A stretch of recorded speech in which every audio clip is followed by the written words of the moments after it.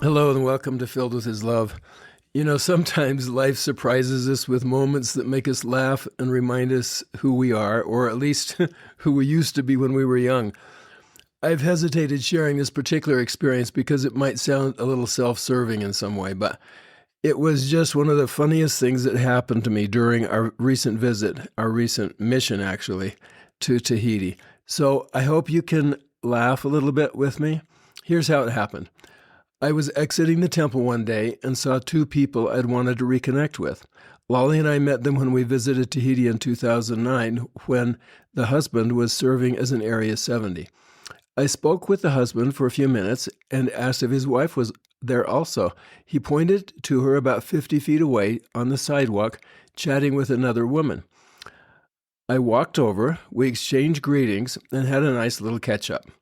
Then the woman she was talking to suddenly lit up and said, "Oh, Osgothorpe, I remember you. How could I forget that name? I sang in your youth choir when I was about 15. Now, at the time she was 15, I was 19, beginning my mission, still a young missionary myself. She paused for a second, and then she said, "You were the most handsome thing I had ever seen in my life." Well, my friend started laughing, I started laughing, but then she doubled down and said, No, I have to be honest. You were the hottest looking guy I'd ever met. If I'd been a few years older, I would have snatched you up and married you." By this point, we were all laughing, just standing there on the sidewalk, laughing at ourselves.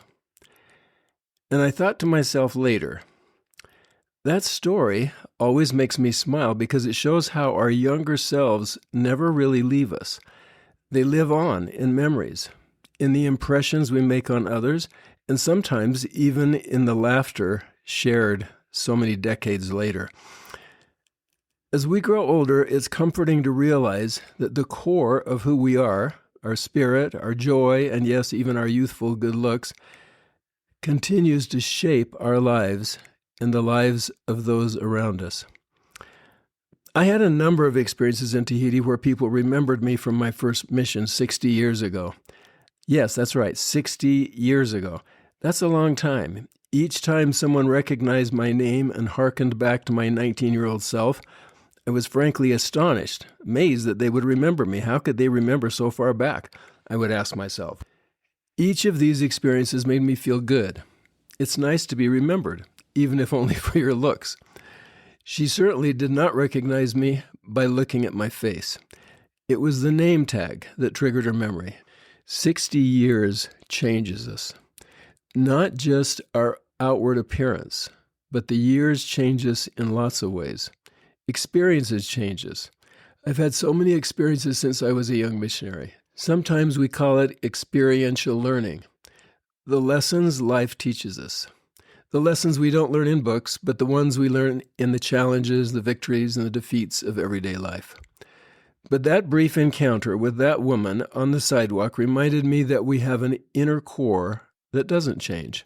Call it personality, manner, character, disposition, identity, whatever you want to call it. But it's the essence of who we are. That essence, our inner core, has a constancy to it. Yes, it changes, but we stay close to the Lord. When we stay close to the Lord, it doesn't disappear. In fact, I think time enhances it. When I was pursuing my PhD at BYU, my mentor had a significant impact on me. After I completed my degree, I accepted a faculty position at the National Technical Institute for the Deaf in Rochester, New York. I worked there for almost 4 years. Then BYU called one day and wanted to hire me back, basically, bring me back to the university. Upon my return, I noticed that my mentor had changed during those 4 years. His core quality was confidence.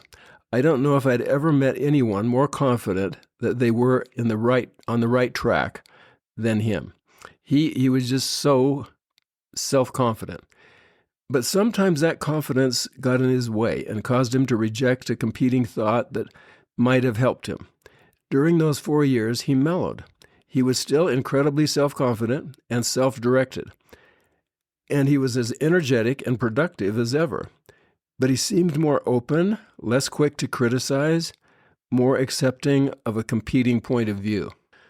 I was once participating in a meeting, and I was listening to him, and I thought to myself, I bet you are not aware of it at all, but you've grown during the last 4 years while I've been away.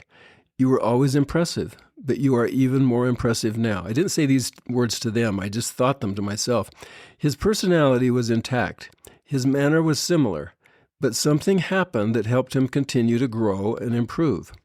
His personal or spiritual growth continued to mentor me in an unspoken, indirect way.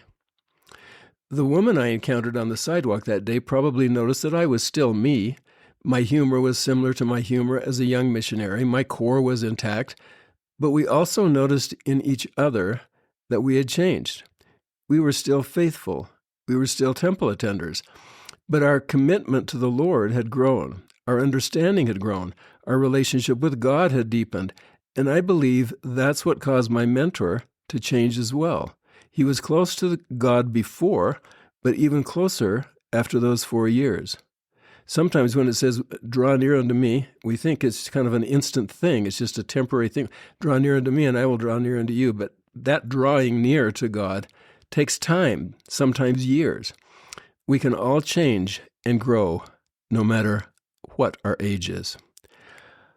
I remember when President Nelson asked us to search the scriptures using the topical guide focusing on Christ. He had done that, and when his wife asked him what effect it had had on him, he said, quote, I am a different man. Now, if he can change and grow and become a different man in his 90s, as he did during that time, we can certainly change and grow ourselves, spiritually, personally, in whatever stage of life we find ourselves. Growing spiritually is our goal in mortality. President Nelson gave a talk in 1997 honoring President Hinckley as an exemplar of personal and spiritual growth. He actually eulogized President Hinckley years before President Hinckley had passed away. In that talk, he cited a verse from D&C 88 to describe the process of spiritual growth. This is what President Nelson said, quote, brothers and sisters, the spirit that dwells within each of us can be enriched with enthusiasm and enlightened by the Almighty. The process of spiritual growth is revealed in the Scriptures. Now listen to this. Intelligence cleaveth unto intelligence. Wisdom receiveth wisdom. Truth embraceth truth. And light cleaveth unto light. End quote. That should be our aim. To seek intelligence so that we receive more intelligence, to seek wisdom so we can acquire more wisdom, and to seek truth so that we can be imbued with more truth.